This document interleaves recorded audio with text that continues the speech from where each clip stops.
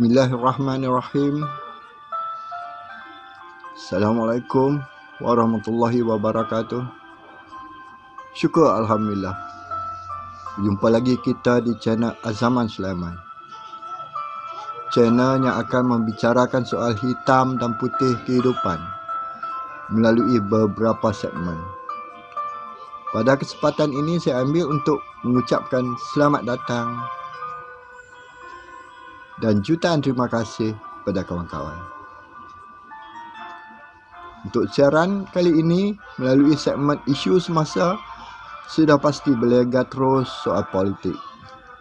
Saya akan berbicara mengenai Perikatan Nasional Berjodoh PN, terimalah ketentuan Allah dan move on.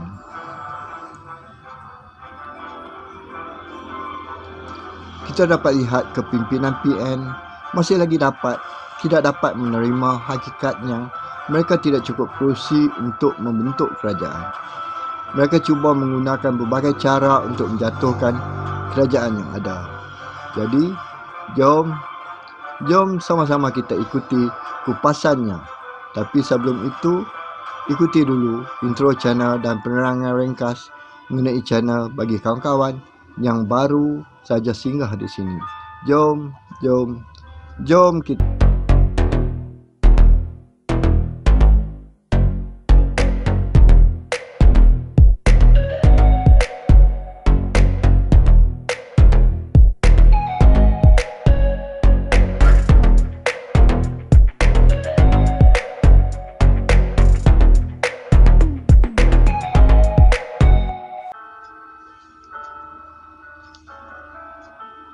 Terima kasih banyak-banyak kerana kawan-kawan masih setia untuk menemani saya di sini. Apa khabar kawan-kawan semua? Saya amat berharap dan berdoa agar kita semua sentiasa berada dalam keadaan sihat, sejahtera hendaknya. Semoga kita juga berada di bawah rahmat dan pemeliharaan Allah Azza wa Jalla dan dipermudahkan segala urusan kita, baik untuk dunia maupun akhirat. Amin. Amin. Amin ya Rabbil Alamin. Bagi kawan-kawan yang baru singgah di sini, channel ini akan membicarakan mengenai hitam dan putih kehidupan melalui beberapa segmen seperti isu semasa, sketsa kehidupan, seni dan budaya, my inside story dan lain-lain. Untuk siaran kali ini melalui segmen isu semasa, masih lagi berkisar di sekitar politik yang berjodoh PN, terimalah ketentuan Allah dan move on. Jadi tanpa melengahkan masa, jom kita ikuti citra politik ini. Jom kita. Jom kita ikuti kupasan yang berjodoh PN, terimalah ketentuan Allah dan move on. Kita orang Melayu dan rata-rata orang Melayu adalah orang Islam. Sebagai orang Melayu dan Islam, kita ada adat, resam, akhlak dan moral yang perlu kita pegang. Sebagai contoh, apabila kita bertandang ke rumah orang, kita tidak boleh memandai merubah susun barang-barang dalam rumah tersebut ikut cita rasa kita. Apalagi kalau kita cuba mengganggu dan mengatur segala hal yang berkaitan dengan rumah itu. Kita perlu reda dan menerima semua itu seadanya. Dalam Islam, ada mengajar kita untuk reda dengan segala ketentuan Allah.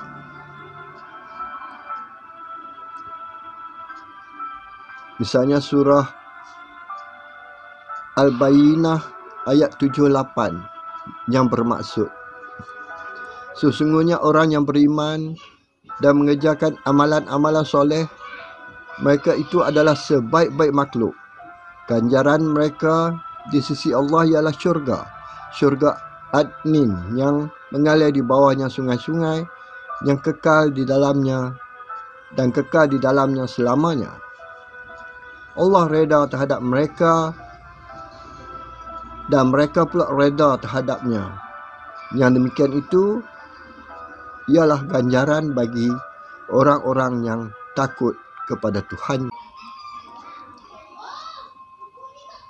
Jadi, tindakan PN yang cuba mencuri ahli parlimen BN bukan saja salah dari segi akta lompat parti, malah salah dari segi adat, moral dan akhlak kita orang Melayu dan Islam.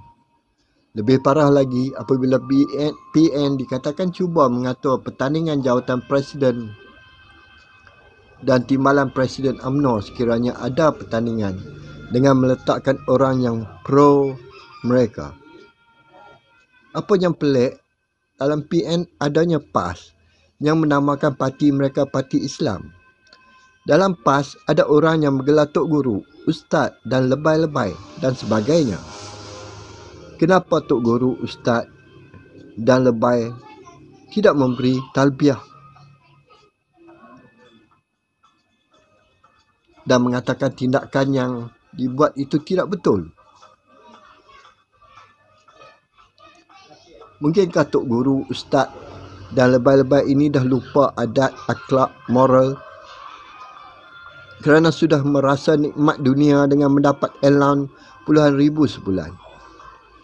Maka turut bersekongkol dengan mereka yang mempunyai agenda bukan saja salah dari segi adat, akhlak dan moral, malah undang-undang negara. Bagaimana hendak memimpin negara sedangkan undang-undang yang turut mereka gubal pun mereka hendak langgar?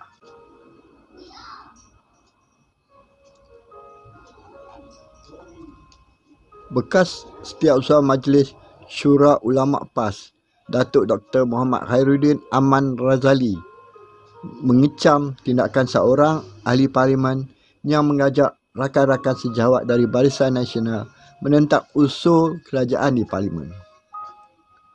Muhammad Khairuddin berpandangan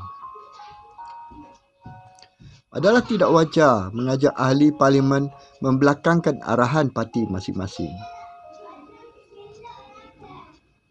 Beliau menambah, semua ahli parlimen patut setia dan walak terhadap arahan parti mereka.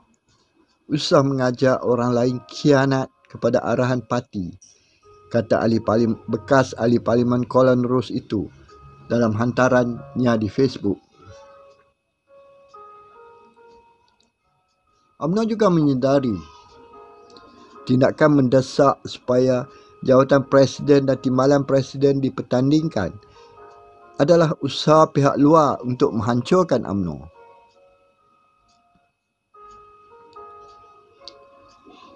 Perkara ini disuarakan oleh Setiausaha Agung Veteran UMNO, Mustafa Yaakob.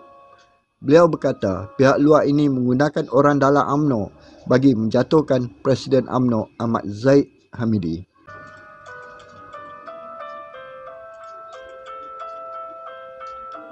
Alhamdulillah, begitulah pembicaraan mengenai politik dalam segmen isu semasa kali ini. Pembicaraan politik di channel ini tidak sama dengan channel politik lain. Di sini saya akan mengulas isu politik dari persepsi saya berdasarkan pengalaman saya menjadi aktivis dan penulis politik dulu. Semoga kupasan ini dapat memberikan manfaat kepada kawan-kawan agar kita tidak turut hanyut dan terikut-ikut dalam arus politik kotor. Ingat, Islam tidak pernah menghalalkan cara kotor untuk mencapai matlamat kita. Saya rasa cukup sampai di sini. Kita jumpa lagi di video yang lain nanti. Jutaan terima kasih kerana kawan-kawan sudi mengikutinya hingga akhir. Jangan lupa subscribe, like dan komen. Bye-bye. Assalamualaikum.